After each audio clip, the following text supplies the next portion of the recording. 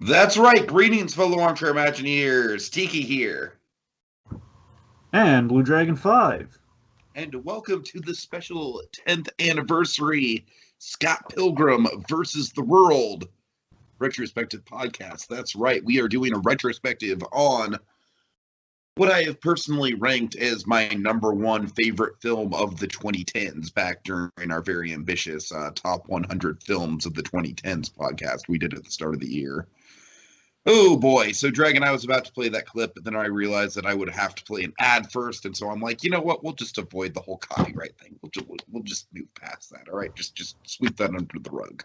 Anyways, so how you doing, my friend? Of course, we've been covering a lot of anniversaries this month. We just got done talking about Tommy Boy, and now we are on Scott Pilgrim. I'm just going to dive right into it. Obviously, this is a pretty big movie for me. I absolutely think that movies like La La Land and The Social Network are probably like overall better in terms of like pure film, and they have more important things to say socially and all that. Scott Pilgrim is just like my favorite, Dragon. It's favorite with a capital F in terms of just sheer entertainment value. I can watch this movie over and over again. I feel like it's infinitely rewatchable. It's so witty, it's so clever, it's got so many Easter eggs in it.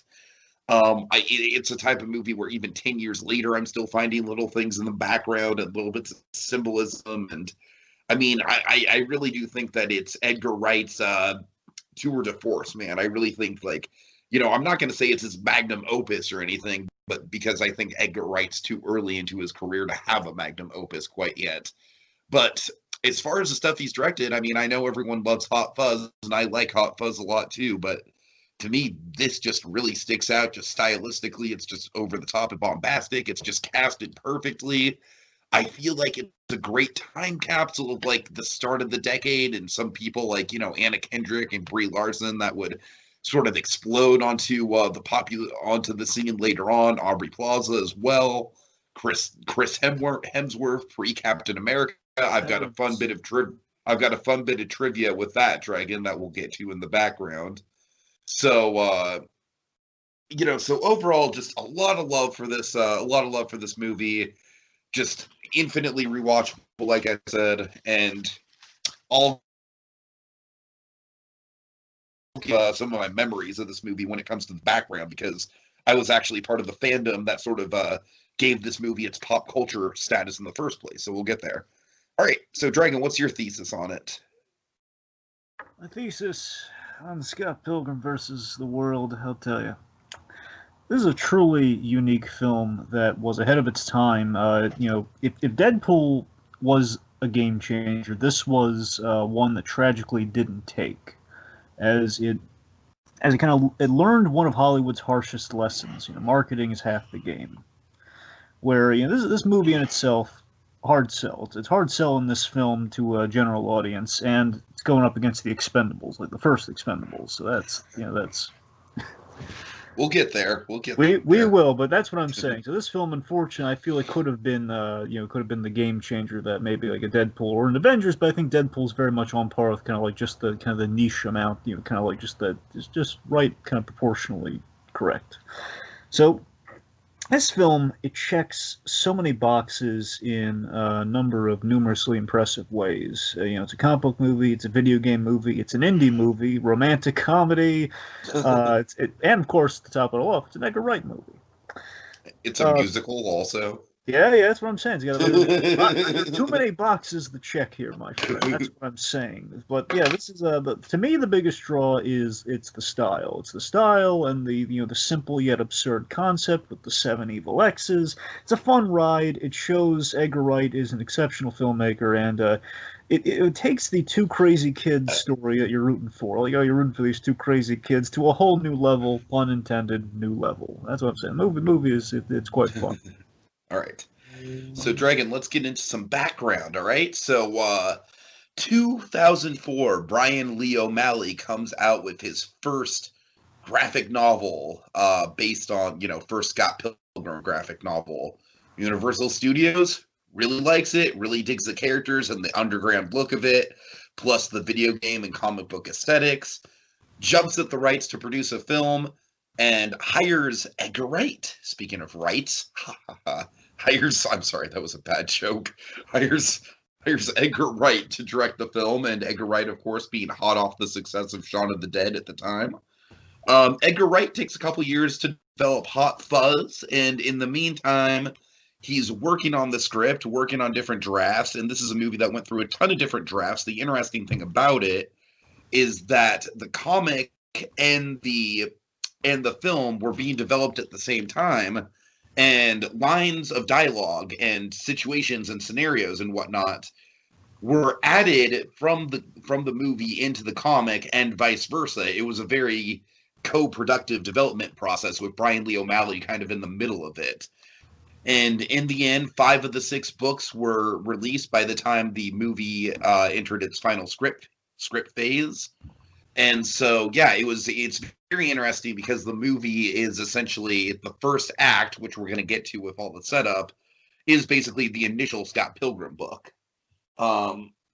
And then the second act and the third act is kind of like books 2 through 5 sort of crammed all together with a different ending than what's in the book. So it's a really interesting kind of like collage of different ideas from the comic books after we get past that first act.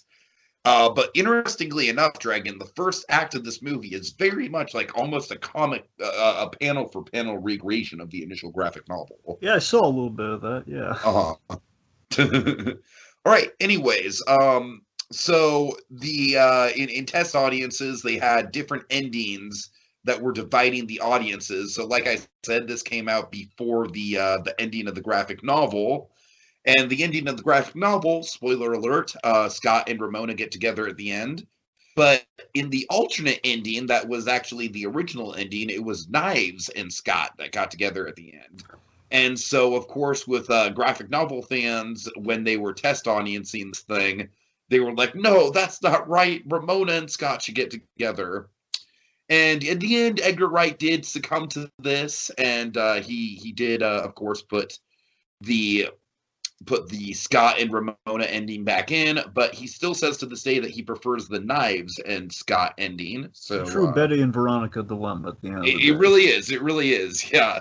And interestingly enough, Dragon, you can still see the alternate ending on the DVD, and it's it's very much shot like the exact same way with the countdown, the 10, 9, continue. Well, you have to have that. Yeah, it's perfect. All right, and so anyways, so the movie. This is a really interesting part about the movie that I want to get into. It strived to be the biggest movie ever identifiably set in Toronto. So, of course, Toronto is a famous city in terms of, being a movie location used for other movie locations. New York City and other, people go to Toronto to kind of film on the cheap. And with this movie, because the graphic novel was so uber specific, like they not only reference, pizza and everything like that, they reference specific pizzas on specific blocks. And Edgar Wright wanted to be as specific to that as possible. So he didn't just go to pizzas and Goodwills. He would go to these specific ones listed in the graphic novel. So what you see is what you get in the graphic novel to Toronto. And interestingly enough, this film also helped with the restoration of a couple famous concert venues, most specifically Lee's Palace and Sonic Boom. And the Rocket Club was recreated for this film because it didn't actually exist at the time that this movie was being made. So the whole club was recreated from scratch for this movie. So in a way, this movie kind of added to Toronto's sort of indie rock legacy. Legacy. What is a legacy? And speaking of that, the soundtrack is sort of the chronicle of the transformation of the Toronto indie rock scene. I'm not going to get into specifics, Dragon. That could be its own podcast, honestly. But just the soundtrack very much kind of is a voyage of the evolution of Toronto indie rock. So one last a couple little facets here. Dragon, did you know that Michael Cera dressed up as Captain America during Yes, Comic Con I'm well aware 2010? of this. Yeah, because of course when this movie's coming out, I forget, was the panel in 2010 or was it Yes, 9 getting the ready? panel was in 2010 because it Yeah. was in July and the movie released in August. And of course, that's I believe that's the very year where they bring all the Avengers on stage and they Uh-huh, announce all the uh-huh. stuff. And of course, Chris Evans being amongst the brew and getting ready to promote his own Captain America movie, which starts the whole thing a year later. So yeah, it's Right, right. Okay, yeah. so of course, as you mentioned, Dragon, the marketing definitely struggled. Of course, it was just like, I remember seeing trailers for this movie, and honestly, if I wasn't on a Michael Cera kick at the time, anyways, I might have even avoided it because, of course, one of my favorite movies, Nick and Nora's Infinite Playlist, a very cheesy romantic comedy, but very charming, and also much like this movie tracks Toronto's indie rock circuit, that movie tracks New York's queercore circuit. So I very much relate to the soundtrack in that movie. But anyway, so Michael Cera very much on my mind in particular. So I was kind of the audience for this movie. But really, how do you sell it? It's like the Seven Evil X's Dragon. It just sounds like a very, very like tired conceptual. Just at the end of the day, people didn't know what to make of the marketing. They Myself tried. included. With the trailers, I mean, I looked kind of interesting. But I couldn't quite place. I don't know what they're going for. I don't know what Right, this right, is. right. And it's a type of movie where you really need to see it in action. Yeah. You really need to see clips of it. Like seeing a trailer, seeing it cut up doesn't really convey the essence of it. No, it doesn't. And as you mentioned, Dragon, they released it alongside the Expendables, and the Expendables just curb stomped This it. is the first Expendables, folks. This is like when it was a big thing. Oh, we're getting all the action icons. We're bringing them Yeah, back. We're putting them on yeah. screen. Yeah, one's gonna meet the other. It's gonna be a whole thing. But that being said, Dragon, very quickly this movie rose in popularity. This movie was almost like instantly iconic as like a cult film, and I remember being among the ranks of that because I did watch the movie several times in theaters, but there were a lot of midnight screenings that started popping up in New York and L.A. Very very much in L.A. and of course I imagine Toronto as well. This became a very popular midnight movie almost immediately, like almost as soon as it ended its theatrical run, it became popular in the midnight movie circuit. And so even before the Blu-ray release, which was big, this movie is honestly one of the last movies I can think of where the physical release really helped define its legacy in terms of just being a big moneymaker for the physical sales of it. But it really was that midnight crowd that I feel kept it around. And Dragon, this movie, say what you will about it actually making money at the box office. At the end of the day, it doesn't matter at all because people have forgotten about the Expendables, but Scott Pilgrim still, I feel like, in the hearts of fans who saw it 10 years ago, man, it's still up there. It's my personal favorite movie of the decade. I feel like it's up there on a lot of people's lists. It's very much a game changer, and we're going to get into it. Right. So, Dragon, you sent me a format, and I'm going to spice the format up a little bit, all right? We're not just talking about parts. We're talking about levels in a video game, sir. We're playing a video game. So with that, let's talk about, because of course, like any modern day video game, we have to have an opening cutscene, Dragon. We have to have like about a half hour's worth of exposition before we get to the gameplay. So let's start with the Scott and Ramona of it all, Dragon. Let's start with the setup. I'll give the floor to you. Right.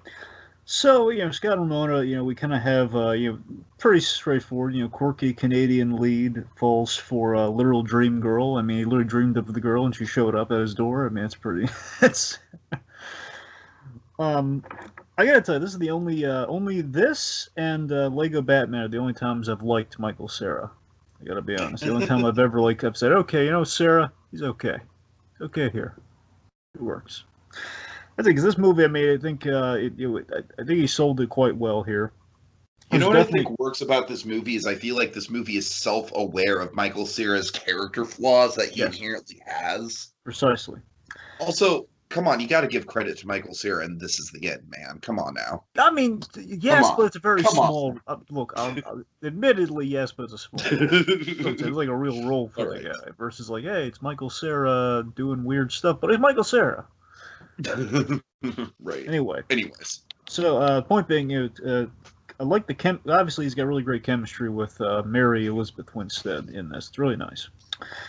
We have like we have the dynamic, like the socially quirky and the nonchalant, and basically the idea these are people who are have very much made clear choices in life. And I think the big hook, the big kind of lightning bolt with these two, why it works is that, she's all about rolling with the choices instead of mocking them. Where if this were an average rom-com, it would be like, oh, Scott shows up and he goes, oh, I'm never gonna talk to you again forever, that sort of thing. When he kind of bombs and he bombs with the Pac-Man thing and he leaves, you'd think it would be okay. We'd have like, okay, the girl's the smart one and she's gonna shoot shoot him down. And then basically he'll have to smarten up as the film goes on. It's your traditional rom-com. In this case, like, no, she's rolling with it. We're playing with the absurdity in the film. Basically, the style of humor within the movie kind of fits that, and she's going with it. Again, that nonchalant, she's going with it because we've seen how she's dealt with other guys in her life. So, of course she'd go with it. It makes perfect sense. Oh, God. It's all too relatable, Dragon. That's all I got to say on that. So back to Scott for a minute. Before we, I want to also touch on a few of the supporting guys here, but just with Scott, flawed character.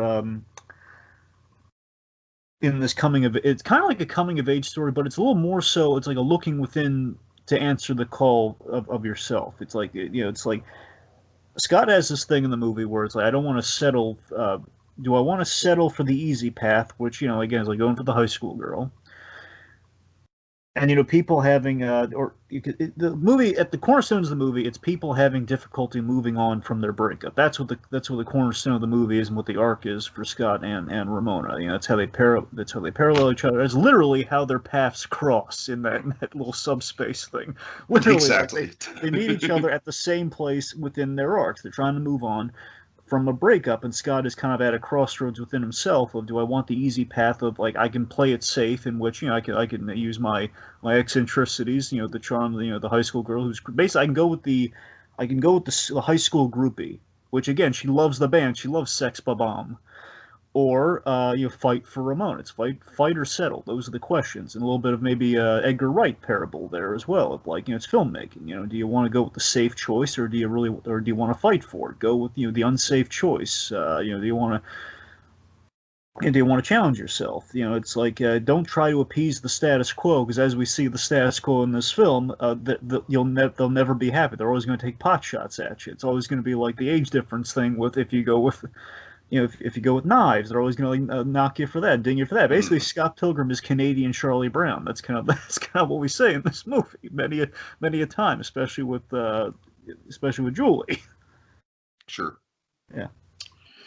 So yeah, let's set up the side characters, because I feel like the side characters kind of make the movie, honestly. So, of course, Sex Bomb in itself, Dragon Kim Pines, Kim Pines is an amazing character, and honestly, within our format, I don't think we have enough time to just shine on how good Kim Pines really is, man. You talk about getting over relationships, and of course, everyone focuses on Scott getting over envy, Ramona getting over Gideon, even Knives getting over Scott. But man, to me, the most palatable one really is the Kim and Scott dynamic, and it's always been that way, because I really admire Kim's perseverance in terms of being mutual friends with Scott, even after Scott himself very much was a dumbass and a kid in that relationship in high school, and how and how she cares about him even though he very much hurt him. And I don't know, there's just something so palatable to Kim Pine, and so very relatable to me. She is easily my favorite character in the movie. She's kind of like the Peppermint Patty to our Canadian Charlie Brown in a sense. Anyway, for me, I think my favorite of the supporting characters easily, it's Wallace. Man, Wallace is fun. Oh yeah, Wallace shines for sure. Kieran and Culkin, I believe the Macaulay's brother, isn't it? Yeah. So yes, he's definitely my favorite. I love he's kind of like he's kind of the Jiminy Cricket. He's sort of like kind of a cynical Jiminy Cricket to the Scott Pilgrim. He's sort of like he's the conscience. He's the one who he aids the plot for sure in places. He's literally there like handing skateboards to people like when they need it for the plot. But again, he's the confidant. Beyond the confidant, I love that he's confident in his lifestyle choices. Sure, That's the sure. difference between him and Scott. Where again, Scott is again, like Scott and Ramona, yes, hit the button once more. Is again they have this selfish or self-involved characters who become a couple. They improve as the film goes on. Again, in part they improve because of the supporting characters. Mhm. It's like this dual quest for self-reflection and the reflection of choices, and the way we can achieve self-reflection is through the characters, like a Wallace or a Stacy, for example, the wonderful Anna Kendrick. Yeah, Stacy. Man, I mean, the thing about this movie is that I feel like it's honestly like I don't know how to say this without being, sounding political, even though I don't mean to be political, but Dragon, it's such a girl power movie in the best way possible. There are so many great female characters in this movie, whether you're talking about Kim Pines or Ramona or, the supporting ones You like got 5 winners right off the bat. Stacy, Julie, of course, is a personal favorite of mine, and Aubrey Plaza goes on to go do great things in the future with her career. It's like think about it, Trey. You got Aubrey Plaza at the start of her career, Anna Kendrick at the start of her career, Mary Elizabeth Winstead. I mean, this is like a watershed movie in a lot of ways for these people. Absolutely, I love the censor gag with Julie. It's so Oh my funny. god, that's great. And again, again for me, Julie feels like the Lucy to the Scott Pilgrim's Charlie Brown. That's kind of what it feels. It's just she's always like she's the harshest on him. Just, it's basically the band itself. They're kind of like a Greek band chorus in many respects as well. I think my favorite, honestly, I think the one that stands out. No, Kim's great. I'm not taking anything away from Kim, but it's a small moment. He barely does anything, but I love the young Neil arc. I love he Young goes to the Neil young. is amazing. I agree. Young Neil is another personal favorite. He adds a lot with so little. I know. Honestly, this it's such a. It's like it really. It's just, I like him for one gag, but it's just one gag that has a little bit of stay power. Like young Neil, you should now be should be known as Neil, and it's like he's being knighted or something. It's uh, nice. any thoughts on Steven? No, he's good too. He's just he's very much kind of the main representation of the band. He's very much the self doubt and everything. Where again, I think maybe it's a bit of like Scott kind of providing the ego and energy to the band there. Where again, they do sound a little better without him, according to Bill. We're like that. They really need Scott there. So again, it was kind of a means to an end to kind of get the plot going. They're kind of acknowledging it by that point. Like, yeah, you sound better without me. It's fine. We just need a soundtrack for this scene. One of my favorite moments with him is also one of my favorite stylistic moments in the movie is when he's freaking out backstage Yeah. in the really loud subtitles, like, "We're not gonna win." Scott, would you please stop staring? It's freaking me out. Yeah. Right. So let's see. Anything else with, and of course with the setup, like I said, how do you feel about all the Toronto stuff, Dragon? The fact that this is so marinated in like local Toronto culture. We really get to see that in the opening moments with knives and everything. Yes, we do. I do like because many productions, obviously, they shoot in Canada. Many a times, the challenge is to make Canada, or mainly usually like let me put it, say 8 times out of 10, it's going to be Toronto. Otherwise, it's going to be another place with they tried dressing up Canada, look like a different location. So it's really refreshing when we just acknowledge that it is in Canada. Mm-hmm. It's really kind of fun when you can do that and just kind of explore without dressing it up. Because I mean, you look at the Punisher movie, it's like that is not New York. That's I think it's Toronto. Right. I Exactly. forget if it's supposed to be in Toronto specifically, but it's a section of Canada where again it's like, why are we dressing up? Like that's what, like Deadpool's the first Deadpool movie again because there is kind of a cross. Because yeah, I find it so odd with our 100 movies of the decade list. Yours was Scott Pilgrim, mine was Deadpool, and they're very much game changers. The one that wasn't one that was. In that regard. And again, they're both Well, very. let's face it, Dragon. Without Scott Pilgrim, I feel like stylistically there wouldn't be a Deadpool. Maybe. The point being, again, the Deadpool also kind of very much. Again, they're not saying where Deadpool takes place, and it's pretty much shot in Canada, and I've linked the Vancouver as well as it. The point there's pretty much acknowledging, like, we're just Canada. Mm-hmm. But yeah, it's a nice exploration of the landscape for sure. It's refreshing, in the snow everywhere too. It looks quite nice, you know. Right, and of course, the big breakup with Knives is a great moment. Yes, it is. Yes, it is. And of course, I love that we didn't just like string her along for the whole movie. It's like, okay, well, we have to have the difficult conversation, but we're gonna we're gonna get out of the way, and it's gonna come back. But But I like how we do kind of dwell on it too. Like it's not just an easy thing for him. it's not. We spend one or two scenes with him like really kind of dragging his feet about it, which is very much in line with the comic book character too. The comic book character. I think the big part of the comic book character that they really nail with this movie, and like I said, it kind of speaks to sort of the self-deprecating quality of Michael Cera as a whole, like kind of deconstructing his personality, is a comic book character is like kind of a loser who doesn't know what to do with his life. As you kind of said with the whole like does he settle or does he fight? You know what Yeah, I like mean? again, it's the He very much ambition is like versus go with the easy path. It's right, right.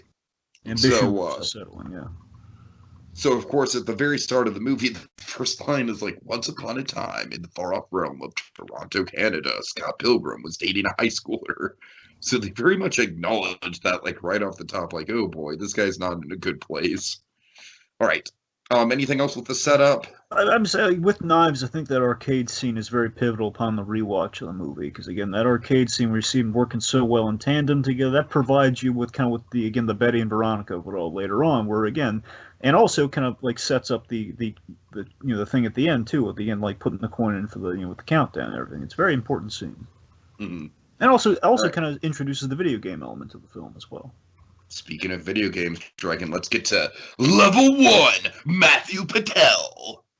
So yes, we should talk about one of the great parts of the premise here: the League of Evil Exes. I just love how casually the league is introduced. It's literally like a throwaway moment with the letter. Yes, it's one of my favorite things. It's just I love. Okay, here's the thing. Here's the great thing with the league as a concept. It condenses the courtship of Scott and Ramona, where we only have 2 hours, and again, unless you're like 500 days of summer, there's only so much time you have. So you gotta really, you gotta really get it in there. And they didn't like jazz it up in the best way possible. Okay, we're gonna have like kind of these 7 altercations that are really we're gonna kind of show the development of the relationship. We're going to kind of again, we're going to jazz it up in kind of these face-offs. Like that's the most exciting romantic kind of romantic courtship story you've ever seen. Mm-hmm. Yeah, we learn about her through the exes, like any relationship, via her, kind of through her choices in men and relationships. It's a fun literalization of jealousy and the inadequacy of former loves. You're always competing with the ex at the end of the day, and I love how we've physicalized that so ingeniously. But yes, with Patel himself, though, again, Patel himself so perfectly took the courteous thing in sending the email, which Scott just skimmed and he deleted. It's the fact that it's not just that he skimmed it, that he deleted it. That's what really. And I love. I'm on Patel's side. Like, he should be offended by that. You didn't even read the email. You didn't. Right, right. It was it. And again, I love how it's like the minute he meets the girl, that's when they send the email because they know it's happening. So how can you not fall for the girl? Apparently, as the seven X's think. And it's great. Which of course leads to the problem. Again, Scott is. I'll admit there is one flaw within the movie with that though. Is that Scott? I think they're just saying that Scott really just isn't getting the memo. But it's like Scott really kind of constantly forgets about the League of Seven X's a couple times. Yeah, no, you're right. You're right. I think they're just like saying Scott is really that self-indulgent. He's just that he's wrapped up in his own stuff. He's yet again forgotten. I don't know. It was. I mean, look, that's what it is. That's what it's trying to be. But I mean, Scott Pilgrim is not a likable character. I mean, I know that is. Yeah. Like, this movie kind of like just lives and dies by its supporting characters, and luckily the supporting characters are just awesome across the board. So even though this is one of the most likable Michael Cera performances, still not a likable guy. True.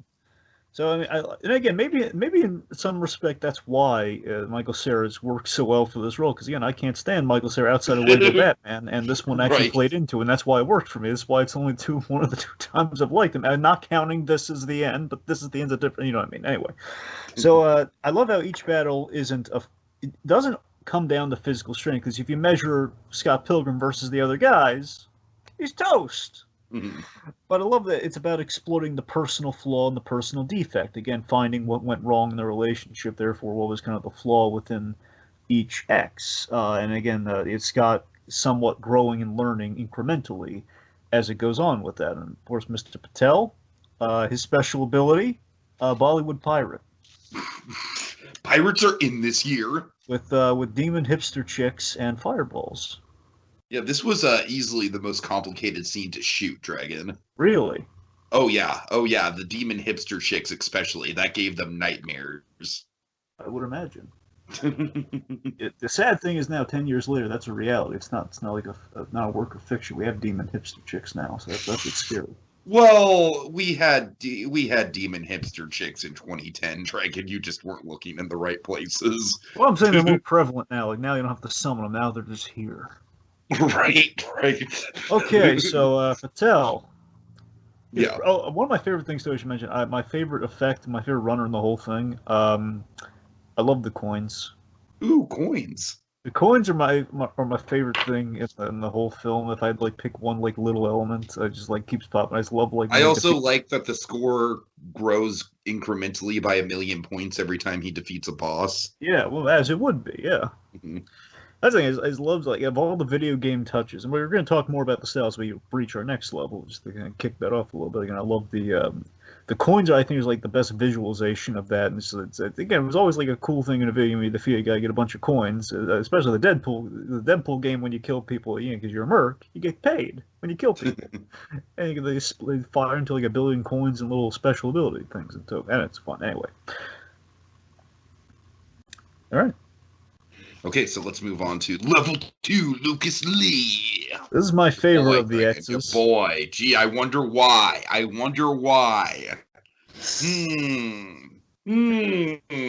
right, go ahead.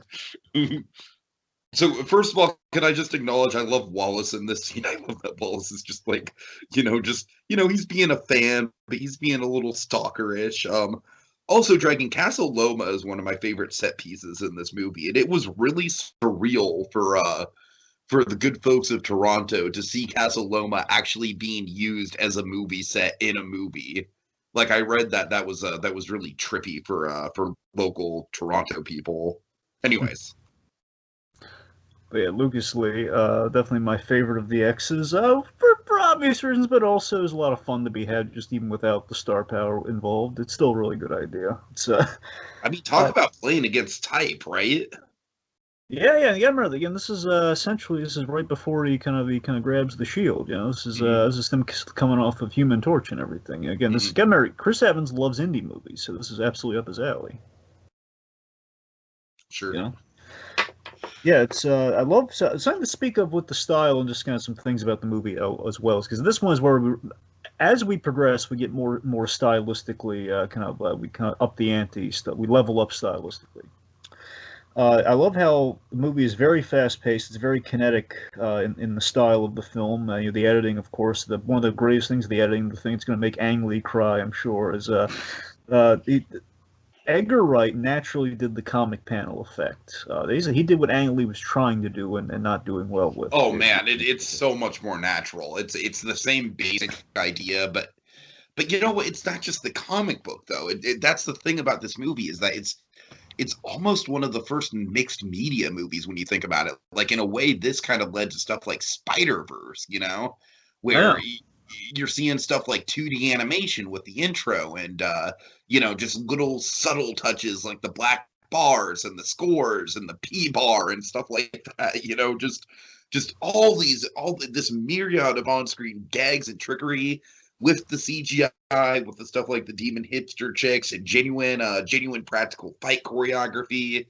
I mean, it's just a powerhouse visually, man, and because it's so stylistic, it holds up. It doesn't age. This movie looks just as good as it did in 2010. It does. It's, of course, a lot of fun genre nods throughout the movie that this section definitely kind of capitalized on, because, again, we have a little bit of video games with the effects and everything, and just kind of the style of our battles. We're shooting movies in Toronto. We have sitcom asides, like we're doing the Oh bacon my scene god! with the. What were your thoughts on that scene, by the Well, way? you know me, I love Seinfeld, so I'll admit it's a little out of left field. Sure, is it funny? It Yeah. is. It is. I mean, to me, Do we need it? No, but this is what I'm saying. I It's love it. because I love it, but I always feel like whenever I'm watching the movie, I do feel like it kind of comes out of nowhere. it does. I appreciate it. Again, I think the Wallace of it all kind of saves it. Where again, it's Wallace servicing the plot, but we're dressing up the servicing of the plot through like hey, it's sitcom antics, and that's why we're kind of like spelling out the plot here. Like Exactly. again, you got to break up with knives, or else I'm going to tell that whole thing. So also, of course, Bollywood numbers, the music of it all. There's so many genres that we're kind of dipping our toes in all over here. Again, I already told you my favorite album with the coins, but yeah, let's talk about Lucas Lee himself here, man. Oh my goodness. So I love Chris Evans. Not only does he show up in the movie, but he shows up with like the most awesome intro ever, where he's like, basically cracking his neck and then hopping on his board to the Universal theme. Never. Not counting the opening of the movie with the little 8-bit version of it, never has the Universal logo sounded more epic. Okay, but that's exactly what I love about the Universal logo dragon is that we start the movie with the 8-bit version and we're like, that's a fun little subversion. But then, but then later on in the movie, we get the full-on orchestrated Universal logo music with the neck cracks and the bombs and everything. I Yeah. mean, it's perfect. It's a great meta gag. And of course, the meta upon meta things of it all here. Again, it's a Universal movie shooting within the Universal movie, so makes sense. Right. So yes, again, Chris Evans playing a hammy actor, a hammy action star, skater turned blockbuster star. He's just so darn funny. Again, this is Chris Evans again. Like he's always been melted down. He's always been quite charming in his films, but also he can be really funny. And here he really gets the play. He loves it. We can kind of lean into stuff like that. He loves it. We can lose himself into a role. If you've ever seen him in The Iceman, not a ha ha funny role by any stretch. Horror. He's terrifying as in The Iceman. It's such a good movie. But that's what I'm saying. He's loves it when he gets to play lean into stuff like this. So it's of course, I think my favorite line, my favorite bit in the whole movie is in the sequence. I love it when he just walks over after he points to him. He walks over as he punches Scott. He speaks to Ramona. What up? How's life? He seems nice, and then throws Scott Pilgrim into the castle on the scaffolding. It's basically like Chris Evans doing all these diluted Buzz Lightyear moves from Toy Story 2, practically. It's like all the pointing and the exaggerated move. Every movement has like a comedic purpose, with the flourish. Yeah, exactly. That's what's great. There's so many brilliantly funny ideas in this sequence. Like the stunt team, I'm laughing on the floor with the stunt team. It's the idea that, yeah, of course you have a stunt team. I'm going without my stunt team. I'm nothing. And it's a great kind of introduction to like a beat 'em up style with video games. It very much calls back to that. Yeah, of course, like the don't worry about the evil X again, the fake out. Where again, like you should already know this, but still, it's really again. Let's go get a beer. Yeah, really? Damn. And he's offering to get a stunt team coffee, and that whole. In the middle of again, he's being really pleasant with the stunt team. Of course, Wallace showing up with the board and everything. And again, I think Wallace's best part in the whole sequence was, oh Scott, Evil X, fight. That's what I'm saying. He's just so casual about the whole affair. And again, big thing, Lucas Lee is undoing the ego of the actor, doing the grind down the rail, to the actor's ego, 309 kilometers per hour. So crazy. And of course, the great coin gag at the end, and Wallace like, damn, I should have gotten his autograph. Okay, level 3, Todd Ingram. This is my favorite X. He doesn't have a 3 on his shirt too. Yeah, he does. I wonder why. Well, Dragon, we could do a whole hour on numerical symbology in this movie. Trust me, Okay. You don't even know. I'll take your word. So we go from Captain America to Superman, essentially. Yes, so yes. It's just getting harder as it goes on. So, I just, man, I love the base battle. The base battle is, to me, my favorite sequence in the movie. It kind of encapsulates, like, if I were to show someone one sequence in the movie to kind of encapsulate what this movie is, it'd probably be the base battle, because it's so stylistic and fast-paced and creative and unlike anything that we've seen. And of course, the ending of the base battle, like you said, the hubris of it all. Yeah. Dragon, I gotta say, the thing that makes me laugh the hardest on rewatch is something that you might not even catch on a first watch. It's, of course, the vegan police get a big laugh, right? Yep. But then when they're hauling Todd Ingram away, and they're just like they're marching off in the background, they give this epic high five to each other. Like, it's not even in focus, but it's just like, yeah, just the most amazing high five in the background. Anyways, Thomas Jane is one of those vegan cops. yes. So,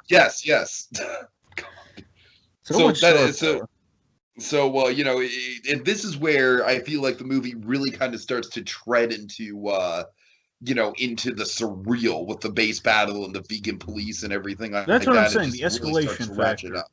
The escalation factor is quite fun. Now we go from just like really, really funny and stylistic with Lucas Lee to kind of the insane and hilarious idea of veganism giving you superpowers, and basically it's like the Lucy of it all. It's like you're unlocking the 90%, the other 90% of your brain. Mm-hmm. So yeah, it's so the humor is well within the piece. Of course, the film itself revels in kind of a dialogue-based humor, but again, in Michael Cera's case, it's the delivery of like these eccentric kind of the responses like that. That's where there's the eccentricity in the delivery. There's just like some great verbal dialogue, censorship with like Aubrey Plaza stuff like that.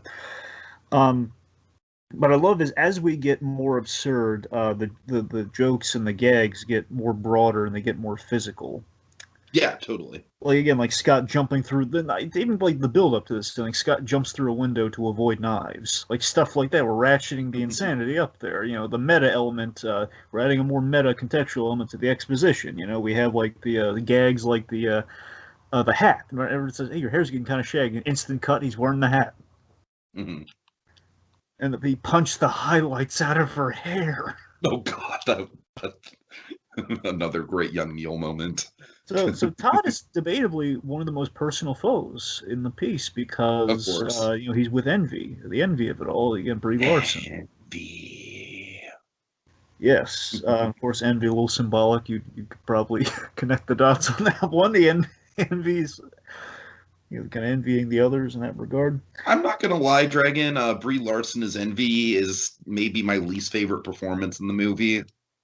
Well, to be fair, she doesn't have a lot to do. I mean, she doesn't. I don't know. There's just I just feel like she plays kind of like a very stock kind of like femme fatale type. There's not much there for me to chew on in terms of personality. Like I feel like, for example, someone like young Neil, who maybe has as much screen time as her in the long run, arguably, shows way more of his personality in the very limited screen time he does. Or even someone like Como. You remember Como, Dragon?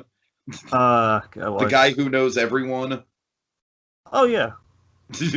Like, even someone like him, I feel like, has a little bit more personality than Envy, because everyone knows someone like Como. You know what I mean? Right.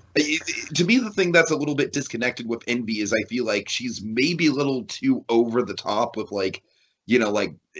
the whole thing with Scott dating the person that's now a pop star. I don't know. I feel like that's maybe, and I didn't really like it in the graphic novels either. I just feel like it's one of the more heightened things about the whole story, if I'm being honest.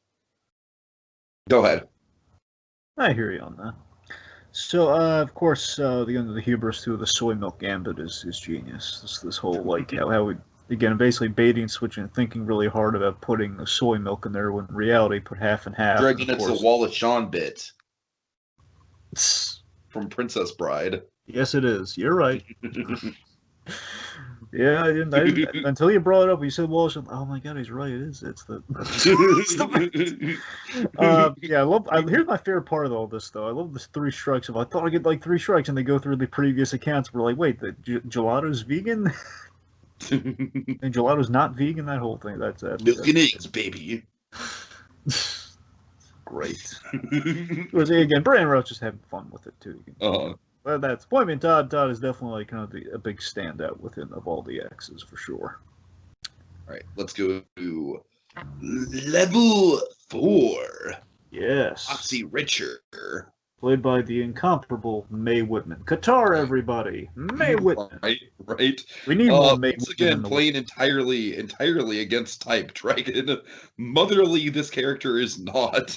No, she isn't. Seriously, man, I love when Mae Whitman pops up in things, especially in live action. Not just for the Avatar role, but I mean, she's really good. I mean, again, that show Good Girls. She's so good. Honestly, I was familiar with her before I even knew about her Avatar connection, like through her live action. Well, I knew her in her animation stuff, like she was in Johnny Bravo. That's kind of what I knew her from mainly. But anyway, Anyway, get back to the point being, she popped up in Kidding recently, and of course she's got her show Good Girls on NBC. So it's really nice to see her popping. We need more things that Mae Whitman, kid. That's what I'm saying. All right. So Roxy, I love this the payoff to this the X's correction by yes, the gets it that doesn't get it gets it. Yeah, this whole runner of like your evil ex-boyfriends, like no, X's. So, X's. Yeah, of course. What do you mean by that? Of course, X's. The experimental phase, the kind of the bi-curious phase, with a consequence for old Scotty boy here. Oh yeah. So I love that. Yeah, go on.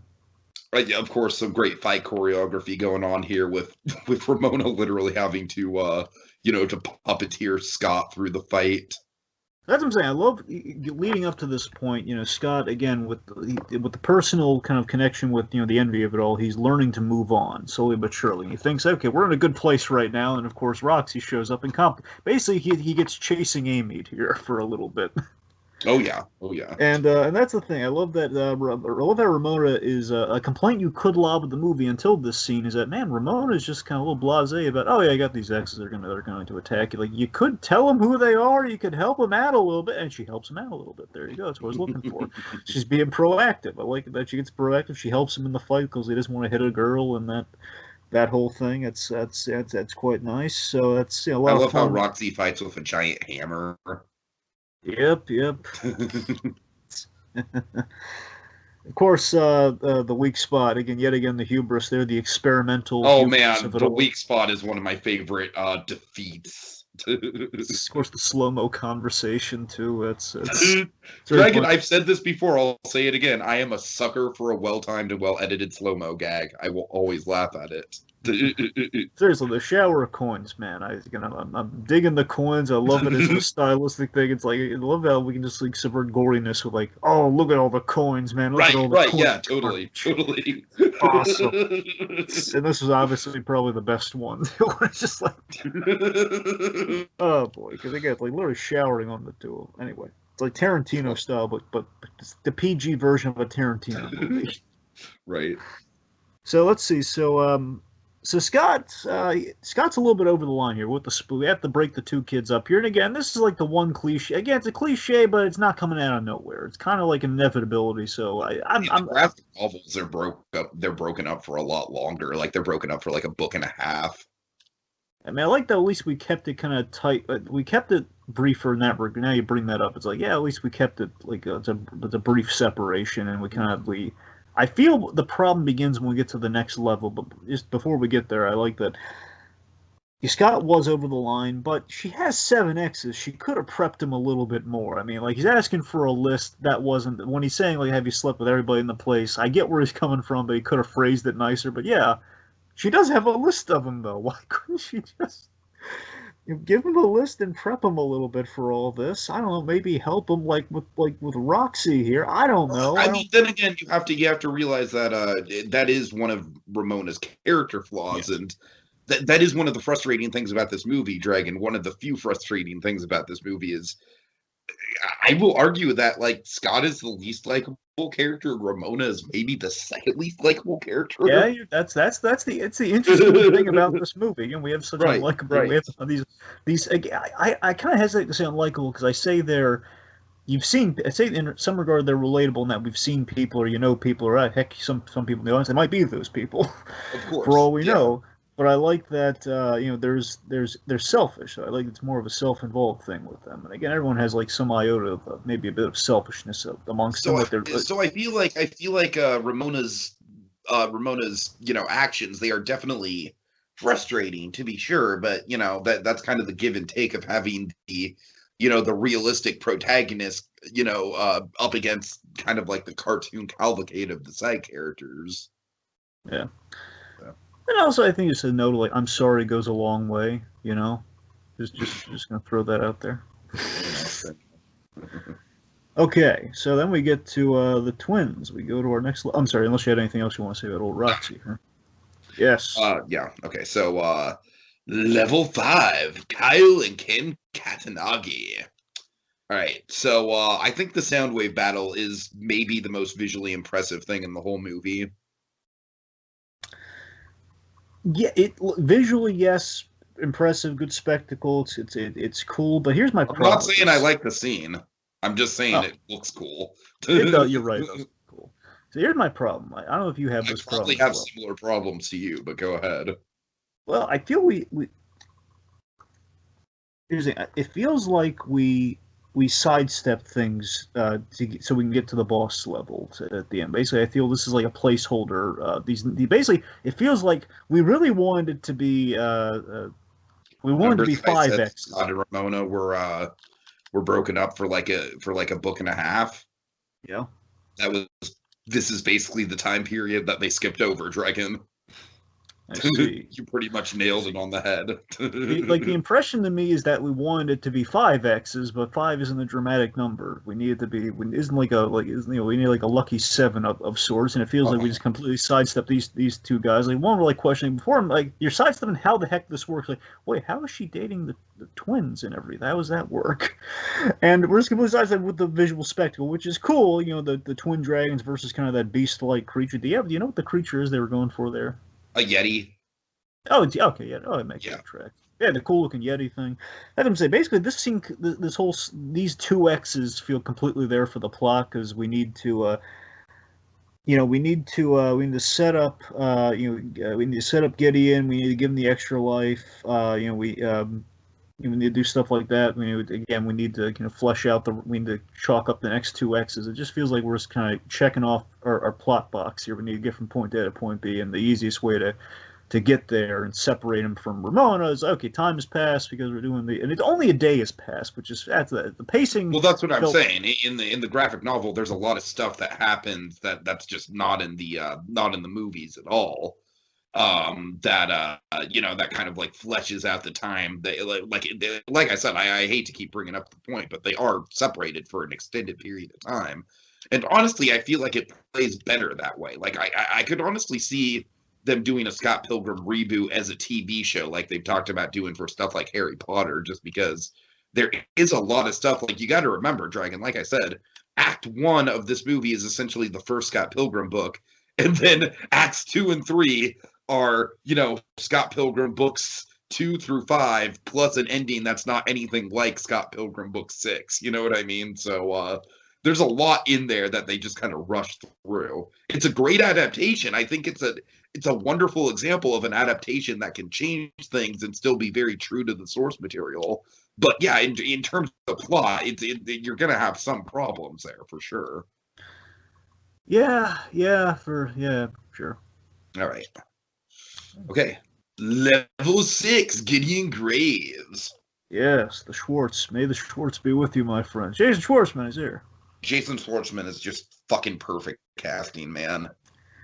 Yep, and he just feels like he's like this very passive aggressive ex. He's nice, he's nice and fresh as a daisy on the surface, but he's just evil underneath. He's pure evil underneath with this hold over Ramona, and of course he formed the League in the first place. He's like the aggressive version of Scott. That's kind of what he comes across to me. He's the more aggressive, more ambitious version of. Well, the interesting thing about Gideon, I feel like, and this is emphasized a little bit more in the graphic novels, but I feel like the movie hits it too, is that there is a little bit of ambiguity about how evil Gideon really is and how much of it is just Scott kind of like projecting the evil onto him because he is kind of his biggest opponent, if you will. You know what I mean?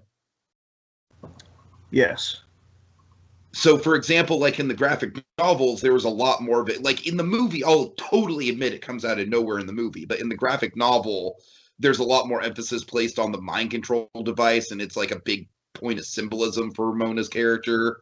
And a lot of people have interpreted the mind control device to be like, you know, that's what Scott interprets Gideon's relationship with Ramona to be like, even though it's really just Scott's kind of petty jealousy over over him not having control over Ramona. You get what I'm getting at? I think I do. Okay, so go ahead. So yeah, like, Graves seems to be about reclaiming the past versus like settling for it and trying to move on, which is basically Scott's kind of imperative in the movie, just kind of settling for what has happened and kind of move on there versus like just like aggressively reaching backwards. Like, I didn't want this girl until she rejected me. Now I want her back. Exactly.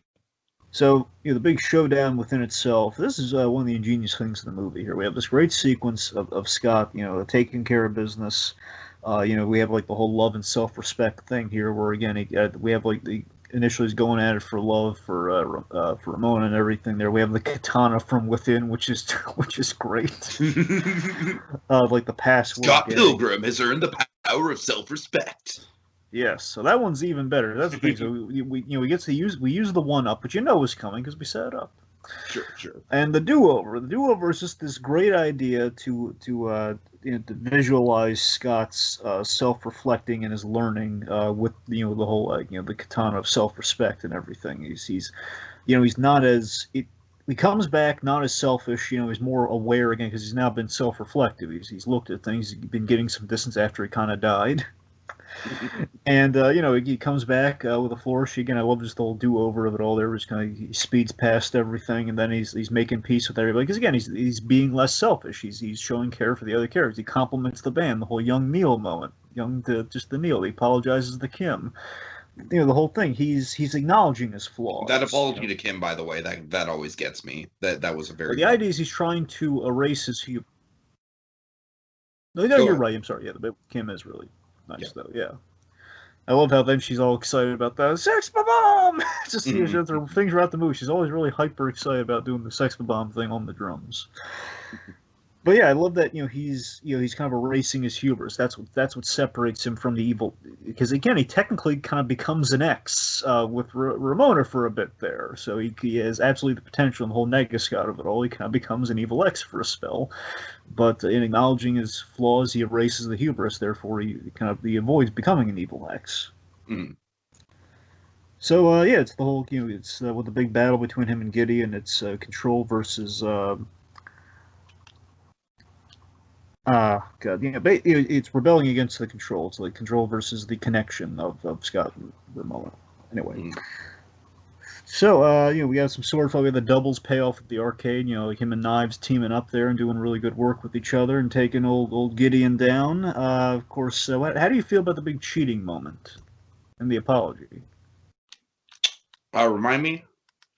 Oh, the whole, the big moral of the piece before he gets the do-over, the whole, he kind of cheated on both, he, in quotes, cheated with Ramona and Knives, with, you know what, honestly, I think it's, like we kind of already pointed out, I think it's another inherent flaw of the movie where it's like, yeah, it's not a great look. It's not a great look that your main character's doing this, and he kind of gets away with it scot-free, no pun intended. You know what I mean? Yeah. Let's see. So yeah, it's and of course the whole 2 hours work thing is pretty funny too. You know how long I took to build that League of Exes? 2 hours. I should use that with you. I'm gonna use that with you one time. You leave me hanging for 2 hours yet again. I'm gonna use that. Oh, it'll happen. It'll I happen. know it will happen. It's happened many anyway. So, but I like that again. A part of the piece is like maybe a piece of like the moral here is like it's a redefinition of cool. Or Scott Pilgrim, again, Canadian Charlie Brown, in many respects not cool. But again, it's like this is like the thing from 2010 to where we're at now, where again there's a new definition of cool. We're not just in the old, we're not in the old like ones and zeros of like what makes someone cool. They have to be edgy and everything. Like no, even though kind of a wishy-washy guy like a Scott Pilgrim could become cool in his own way. I mean, he's killing people with katanas and guys who can form katanas with hand motions and everything. It's pretty cool. Right. Leads us to level 7, Nega Scott. So this was a great misdirect, I thought. Oh, this is fucking brilliant, man. I remember the first time I saw this in theaters. You know what? I feel like this plays to Michael Cera's strengths as a comedian, don't you think? Again, I like the mundanity of Michael Cera, but again, in proper increments. And this was a perfect. I like how it ends with them making breakfast plans, Dragon. Yeah, which is great. So that's the thing. I love that Negasad again, such a fun subversion. You think, oh, it's going to be him fighting his inner self. We're going to do that Right. thing, but like, okay, one more battle. Here we go. But no, it was just like it was cut away, perfect editing there, where it's like it's still a bit. Basically, Scott is still at the end of the day. He's a bit self-indulgent, but he's avoiding the fight now. He's just talking it through. So the boy has grown up, but yeah, literally self-indulgent with facing his own worst enemy, which is himself. Basically, it's like it's being your own worst enemy versus accepting yourself, which essentially he accepts himself, so he avoids the fight, so he's all for the better. Mm-hmm. And yeah, of course So also saying the note with knives too, because obviously we're getting to the big Archie and the big Betty and Veronica of it all. With kind of the last choice there is like I like what knives is at risk of becoming an evil ex. I like how we kind of see with the strong female characters we have in the movie, a lot of good female characters. Many of them, I mean, it was always implied Audrey Plaza fell into this too, but I could never verify. Maybe you can, because you read the books. Was she an ex of Scott's as well, or no? No. Okay, well, she was obviously she was an ex of Stevens. Right.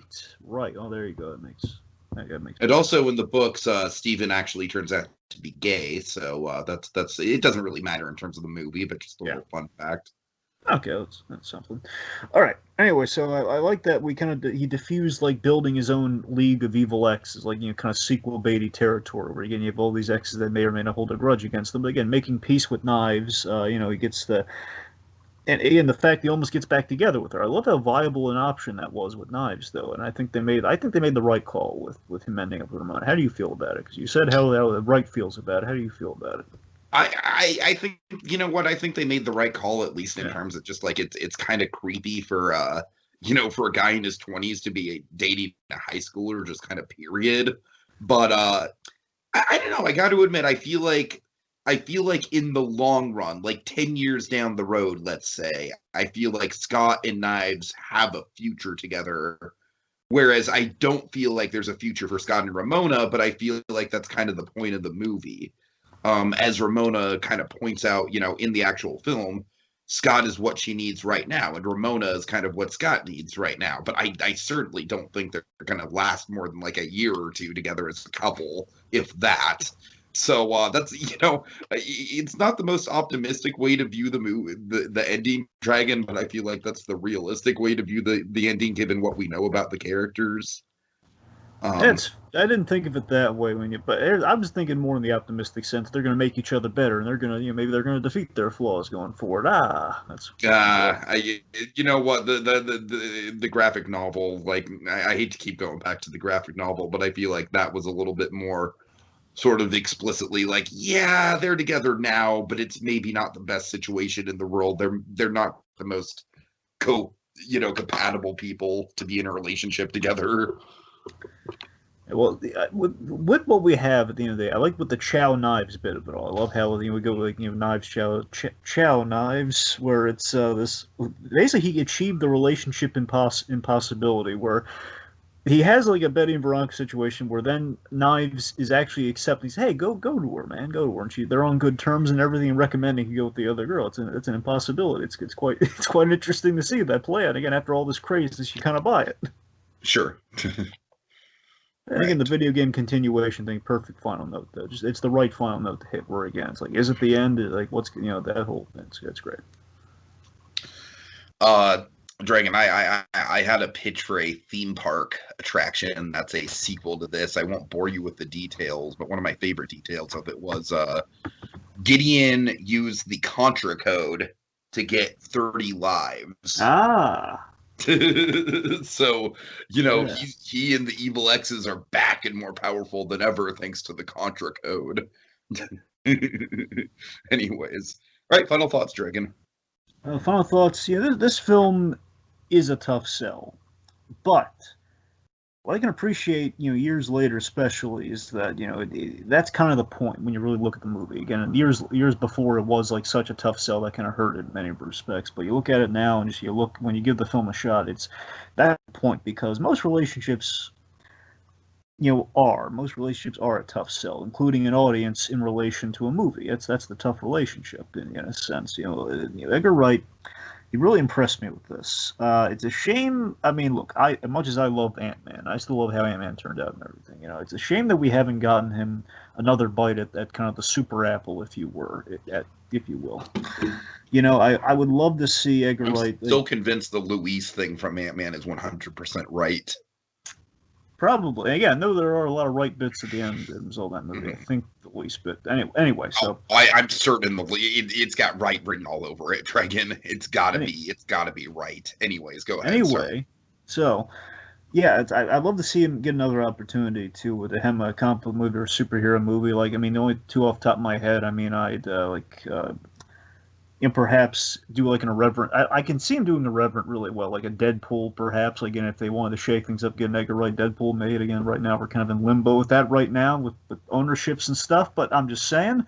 But again, what he might be perfect for Freakazoid. They ever do that Freakazoid movie? Oh my God! Sign me up. That's what I'm saying. Let's get Andy Samberg as Freakazoid. Let's get Edgar Wright in the directing chair. That's what I'm saying, man. Let's do it. But yeah, the film. Anyways, this film, it's something fun. It's something quite impressive. Looking back, it's great. It's good.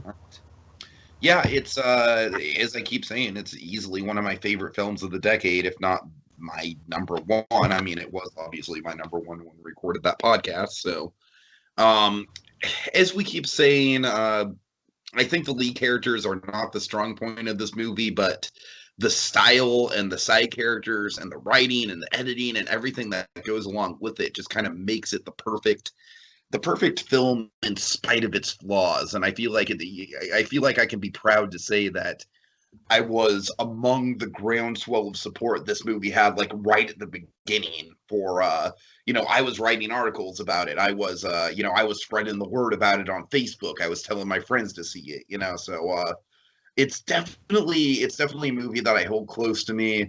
I feel like it's infinitely rewatchable. In terms of favorite movies, like, I mean, obviously something like La La Land or The Social Network hits me a little bit harder emotionally in terms of like just themes and subject matter and everything. But this is just raw entertainment, man. It's raw entertainment. It's got a heart to it too. So yeah, that's all I got to say. All right. God, there's so many options for the outro line, Dragon. So many options. I feel like this is a flaw of me being such a big fan of the movie because I can't just highlight one. What do you got? Oh, yeah, it's like picking between kids, Dragon. Go ahead, save me. What's up? How's life? He seems nice.